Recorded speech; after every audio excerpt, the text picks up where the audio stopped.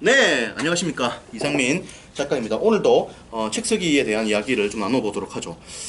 저는 여기 있는 책들을 집필한 이상민 작가입니다. 그리고 현재 이상민 책쓰기 연구소를 이끌고 있습니다. 현재 대한민국을 대표하는 청년 작가로 불리고 있는데, 이유는 뭐냐면은 대한민국 30대 중에서 가장 많은 책을 쓴 사람이 바로 저이기 때문입니다. 그리고 여기 있는 책들이 종합 베스트셀러 5위에 각각 2권의 책이 진입을 했었고, 이 유대인 책이 교보문고 교보문고에서 이제 내일이 되는 좋은 책으로 선정되었고, 독서책 밑에 있는 나이소라는 3,000권 읽어봤더니 이 책이 또 다음 추천 도서와 한국출판산업진흥원 우수 컨텐츠, 그리고 카이스트 도서관 이달의 책에 선정이 되었습니다. 여기 있는 빨간색 책 독서책이 또 문화체육관광부 세종도서에 선정이 되었어요. 그리고 여기 있는 선정이 책이 여기 없네. 안 가져왔네 내가. 잠깐만요.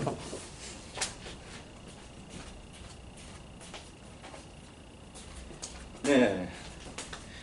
손정희 책인데요. 이 책을 내고 나서 이 책이 이제 인터파크에서 종합 베스트셀러 5등에 또 진입을 했습니다. 그리고 이 책이 이제 한 8만 명 이상 SK 스토어를 통해서 독자들이 읽었어요.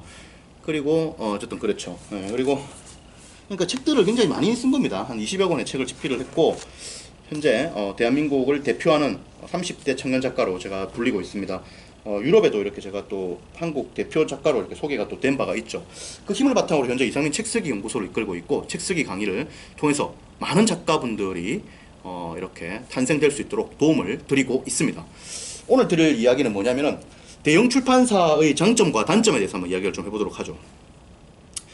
자, 출판 계약을 한다고 했을 때 여러분들이 일반적으로 대형 출판사랑 계약을 하는 것이 사실 좋습니다.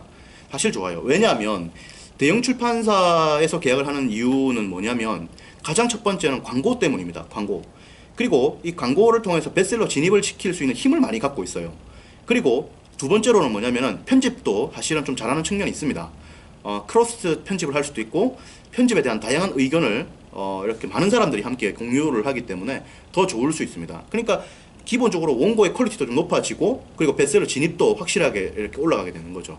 그래서 일반적으로 대형 출판사들이 베스트셀러를 사실상 장악하고 있습니다. 장악하고 있어요. 전 세계 출판계를 본다면 한국은 약간 좀 비정상적인 구조이긴 합니다. 뭐냐면 실제로 이 책의 경우에 다른 나라 전 세계적인 추세는 뭐냐면은 정말 큰 대형 출판사 이렇게들이 출판계를 완전히 장악하고 있어요. 근데 대한민국은 출판사가 비교적 많습니다. 비교적 많아요. 실제로 활동을 제대로 하고 있는 출판사가 3,400개 이상이 됩니다. 이렇게 인구가 5천만 정도 규모에서 3,400개씩 출판사가 움직이는 나라가 전 세계적으로도 거의 없습니다. 대한민국이 거의 유일해요.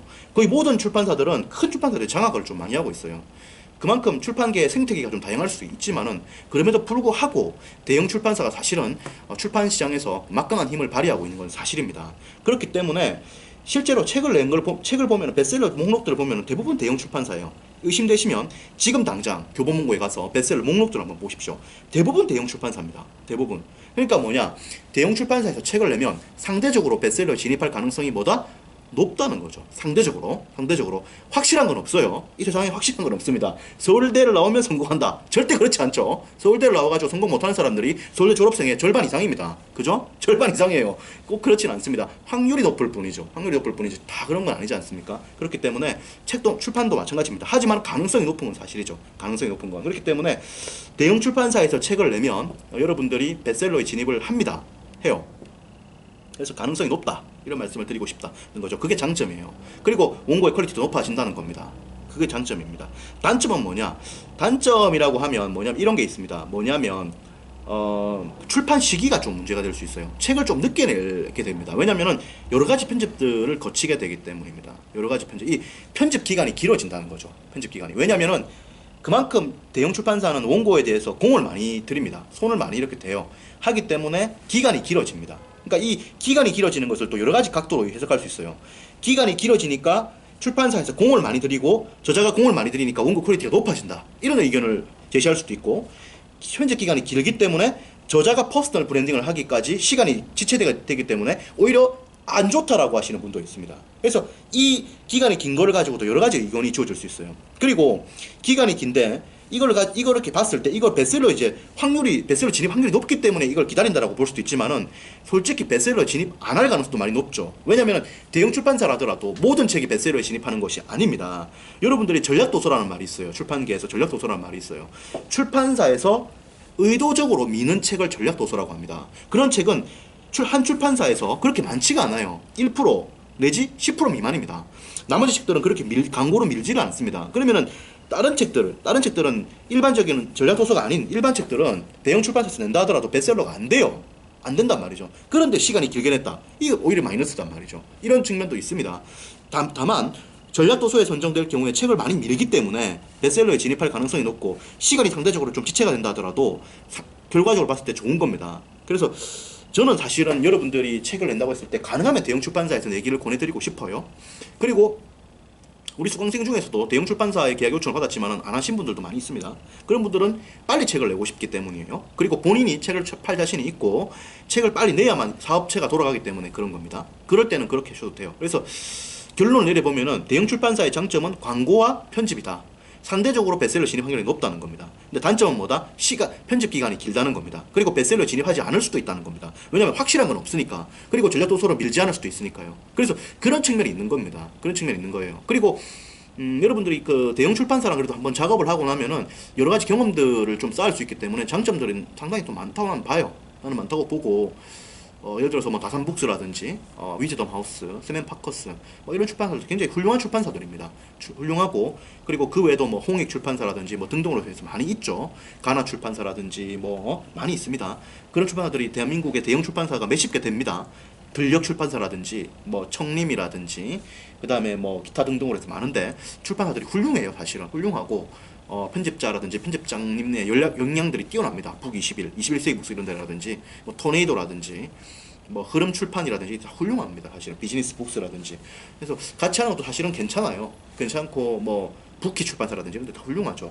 같이 하는 것도 좋은데 빨리 내실 분들은 또 그런 면이 있다. 좀 안 좋은 면이 있다 이런 거죠. 그래서 장단점은 그런 거니까 여러분들이 좀 아시고 판단을 해보십시오. 장점은 뭐다? 편집과 광고다. 단점 뭐다? 시간 길다. 그리고 베스트셀러 안 될 수도 있다.